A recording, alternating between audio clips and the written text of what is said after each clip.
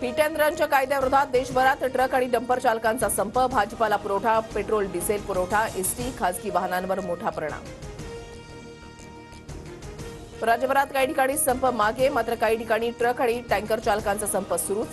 नाशिक, रत्नागिरी, अमरावती, सोलापुरात पंपावर मोठ्या रांगा. ट्रक चालकांच्या देशव्यापी संपाचा पेट्रोल डिझेलला फटका. मुंबई अहमदाबाद महामार्गावरील सर्वच पेट्रोल पंपांवर आज सकाळपासूनच पेट्रोल डिझेल नसल्याचे फलक.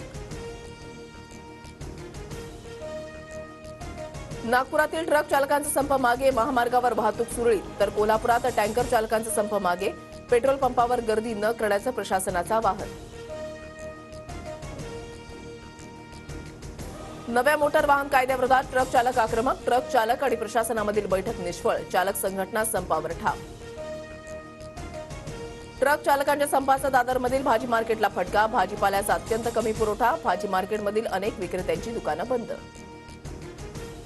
ट्रक चालकांच्या संपाचा नागपूरचा अमरावतीमधील फळ आणि भाजीपाला मार्केटला मोठा फटका. कोट्यवधींचा भाजीपाला मार्केटमध्येच पडून लिलावही रखडले. आवक 30% घटली.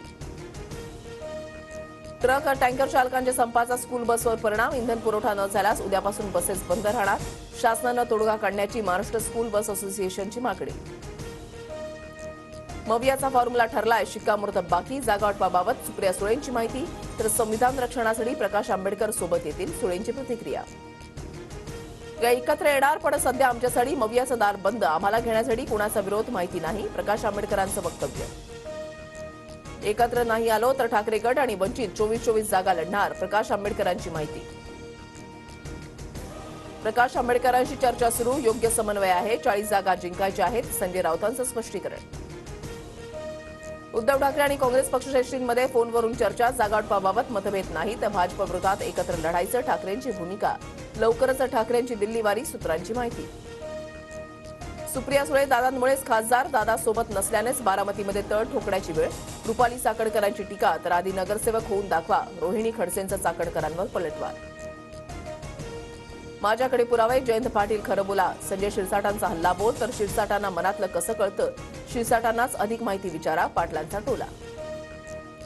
आधी दादागिरी आणि आज दादांच्या उघड धमक्या. जितेंद्र आव्हाडांचा हल्लाबोल. तर 2019ला परत आल्यानंतर दादांना उपमुख्यमंत्री केलं, हेच आमचं चुकलं, आव्हाडांचं वक्तव्य. सरकारकडून आम्हाला बैठकीचं निमंत्रण, पण मी मुंबईत बैठकीला जाणार नाही, जरांगेंची माहिती. वाहन अडवल्यास मंत्र्यांच्या घरासमोर वेढा घालण्याचाही इशारा. ओबीसी आरक्षणाची बाजू कोर्टात भक्कमपणे मांडण्यासाठी ओबीसी सल्लागार समिती तयार करा. ओबीसी नेते प्रकाश शेंडगेंची मागणी मुख्यमंत्र्यांकडून मान्य. टिकणारं आरक्षण म्हणजे नेमकं काय, सरकारनं स्पष्ट करावं. मराठा आरक्षणावरून संभाजीराजेंचा सवाल. चालढकल परवडणार नसल्याचाही इशारा. राज्यात कोरोनाचे 70 नवे रुग्ण. तर देशातील JN1च्या रुग्णांची संख्या 196 वर. राज्यात सध्या कोरोनाचे 693 सक्रिय रुग्ण.